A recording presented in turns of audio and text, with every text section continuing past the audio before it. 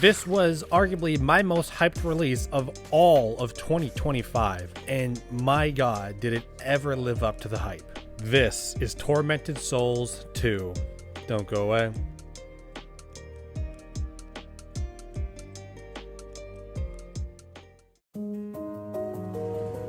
Let's go back in time, just for a quick second. About 2 years ago now, I finished Tormented Souls 1, and I said this. And the funniest part is, all the tiny nitpicks I had, those are the type of things where you look at it and say, okay, in a sequel type scenario, those things can be buffed out. And now, here, after I've played Tormented Souls 2, as your humble go-to guy for reviews on video games, it's safe to say, in my opinion, Tormented Souls 2 absolutely nails it.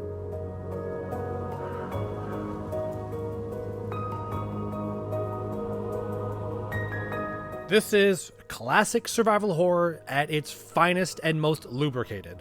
That involves everything you're thinking of. Limited health, limited ammo, fight or flight situations, lots of puzzles, tons of locked doors, and restrictive movement in terms of tank controls. And Tormented Souls 2 does nothing wrong in terms of its gameplay. The reason is because, honest to God, it's hard to fuck up a simple survival horror classic. But it's also a genre that is quite hard to master. In my opinion, Tormented Souls 2 does everything right. Okay, first things first, no stalker enemy. I personally, this is probably a personal thing, absolutely hate stalker enemies. There was a stalker enemy. The number one thing I didn't like in Tormented Souls 1 was the stalker enemy. Thankfully, they got rid of that. Enemies' health and spawns balanced yet difficult. The item conservation, ammo drops, health drops, and everything else in between is difficult yet balanced. A really fine line that is way more fine than people realize. Puzzles, difficult yet balanced. Something in Tormented Souls 1 was, I think that game has the hardest puzzles I've ever played. And Tormented Souls 2, again, has incredibly hard puzzles, but I only ever had to search one puzzle up in Tormented Souls 2. They are really tough puzzles, but you can get them. I mean, if I'm going with no circles, no squares, only triangles strategy, let's try this. Oh my god, it worked! Like I said, survival horror is easy to just spawn a game from, but it's hard to master. And let me tell you, there's one tagline I have in my mind, is that the devs for this game, Dual Effect, they know what they're doing with survival horror. 10, 15, 20. No way! That's crazy good. Dual Effect might have survival horror down to a pinpoint masterpiece craft like nobody else does in modern era of survival horror.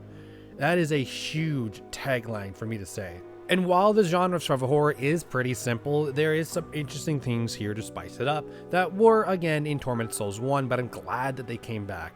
There's such thing as going back in time. And don't overcomplicate this, it's not just like a button you can use to go back in time anytime you want. There are 3 specific portals, you can call them, that you can use to go back in time. Very interesting ways to use this. There's also such thing as the other world. I really like this because you're going through the same map, but when you enter the other world through a mirror lit up by candles, you're in the same map, but it's basically like hell froze over and like it just like you're in hell basically. Same map design, but you're in hell now.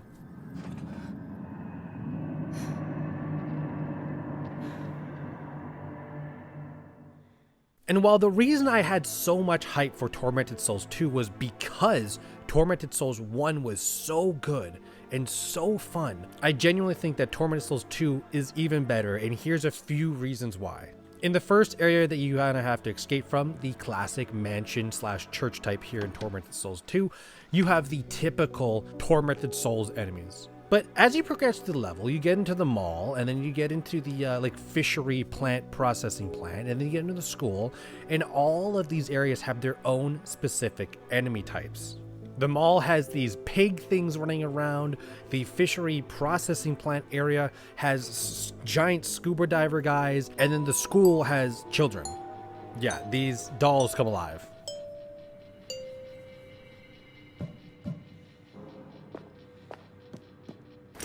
No way. I did not think these guys would become enemies. The second huge area I think this game really does an incredible job on is weapon variety. Now, really, Tormented Souls as a whole through game 1 and 2 does something incredible. Typically in all survival horror games, you have, like, come on, say with me. Your starting weapon's a pistol. Next gun you'll find is a shotgun. At some point, you'll find a magnum, and you might have a melee weapon. Sounds about right. In Tormented Souls, you kind of have that, but it's skinned a different way. You have, instead of a handgun, you have a nail gun. And your shotgun is like this 2-pipe contraction you put together that somehow works as a shotgun, which I honestly don't know how that works, but it just looks and sounds cool. And while in Tormented Souls 1, you had 4 weapons. In Tormented Souls 2, you have 10. 3 degrees of melee weapons, a chainsaw, you have your standard pistol, you have essentially the TMP in the form of an automatic nailer, you have your triple barrel shotgun, you have a hand cannon, and you have, my personal favorite was the crossbow you use to shoot acid bolts out of.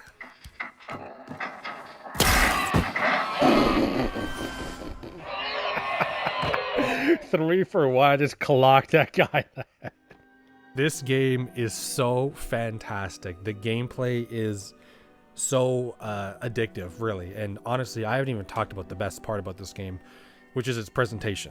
I have a point I want to boil down to, but let me simmer first. To me, this is genuinely, okay, from a small indie developer, this is one of the best looking games ever. Maybe not in terms of absolute raw graphics, but in terms of just looking at my screen and just being in awe. In Tormented Souls 1, I really recognized how filled the rooms were with knickknacks and other stuff, and it really made these rooms feel alive.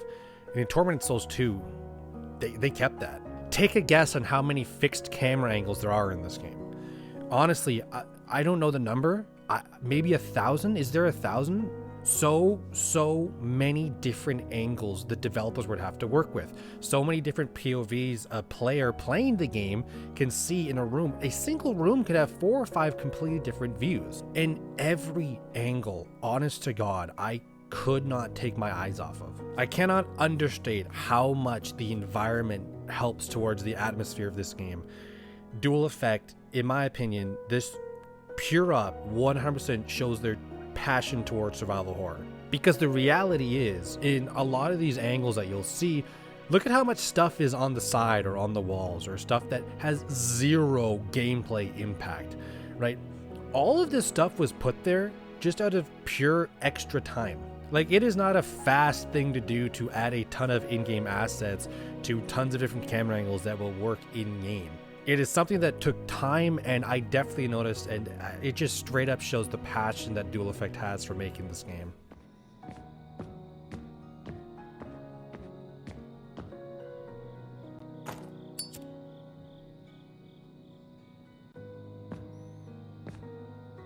Not only that, the lighting in this game, I don't know if it's purely because I just recently got an OLED monitor, but oh my God. This, I genuinely think this is one of the most, maybe even the most eye-catchy game I've ever played.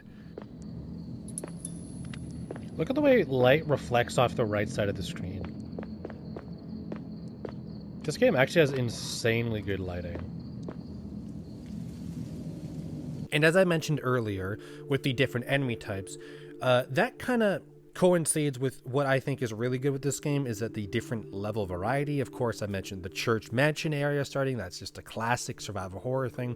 You go into the open street / mall area, and then after that you get into a really interesting fishing processing plant.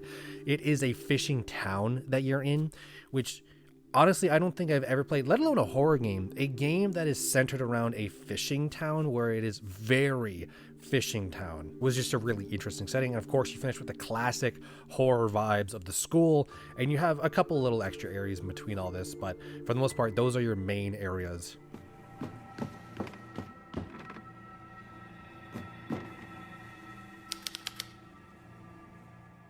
My overall opinion, the overall impact this game had on me is one that is... This game is just so impressive. For a indie game, I will say, really good cutscenes and voice acting. Actually shocked me. I legitimately had to search up the voice actor for this, whoever played Caroline here in Tormented Souls 2. She did a very surprising job. From the first, 30 seconds of hearing her talk in cutscenes, I was like, this sounds like a legit AAA experience. Of course, the cutscenes are not up to par with a AAA experience, but this isn't a AAA game. But even knowing that, the cutscenes are really intriguing to me in this game. In fact, I had this quote while watching a cutscene in this game right here. Please, take that fucking gun out of my face. Sorry. You're the first person I've met today that didn't instantly want to kill me. That's For so a weird, small 'cause you team, small seem budget, so it's like a friendly. really good cutscene. My name's Miguel. Do it. I'm looking for someone too. Isabella, you look for Maybe Isabella. we I've should read your team up. notes. Sure. I'm heading to the processing. On top of that, you have some new characters coming in, and what I think this game does really good on is making you hate the villains. And while I talk about this, let's also talk about the story, because characters and story, in my opinion, easily go hand in hand. Well, you're Caroline Walker. You're coming off the end of Tormented Souls 1. You're taking your younger sister to this church to try to help her. Well, big surprise, it goes down the hill real fast. The main villain, Mother Lucia. And she has some henchmen, like this quote-unquote huge nun. That is actually her name in some files. It's the Huge Nun. And of course, lots of other bosses along the way, one per main area for the school, the mall, you get the idea. You also have a new side character in Miguel. I feel like he works really well with Caroline. But my favorite thing is that the notes you find throughout the game that give the majority of the story really well done, to the point where I'm saying, going into the final fight against Lucia, I'm saying, this bitch is going down. It's her day tonight. Because some of the notes that I've read from her, straight up evil. I am Mother Lucia. I will say, the final act, the final 10% of the story, I don't dislike it, but I really wish it went a tiny bit of a different way. Just a small blip in the story, in my opinion. Because the rest of it, for me, honestly, I came here for a fantastic survival horror experience, and I got that, but I also came away with liking all of the new characters and villains.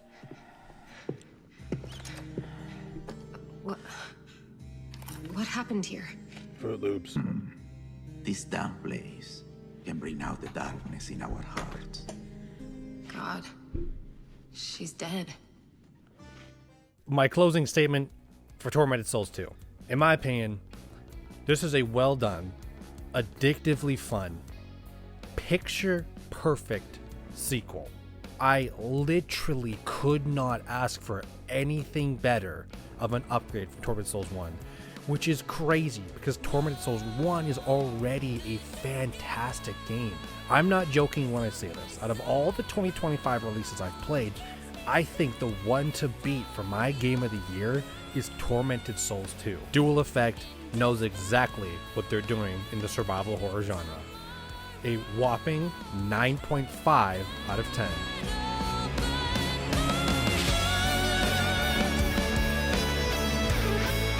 So that's it. Tormented Souls 2 is done. Wow, that was good.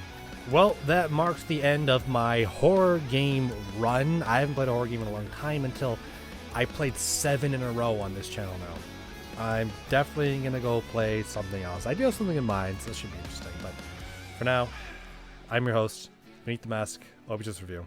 Peace out.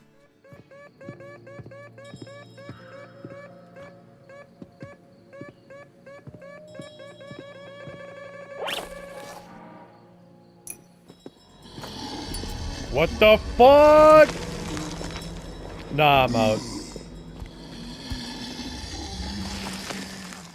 I know you're here to find out the Easter egg soundtrack that I put in at the end of every video, but did you know that I have a Buy Me a Coffee page? A page where you can donate to your favorite YouTube creator. Half of the money that's donated to that page is personally donated back to Child's Play Charity, a charity that's dedicated to supplying games and technology to children in hospitals around the world. So that said, did you guess the soundtrack?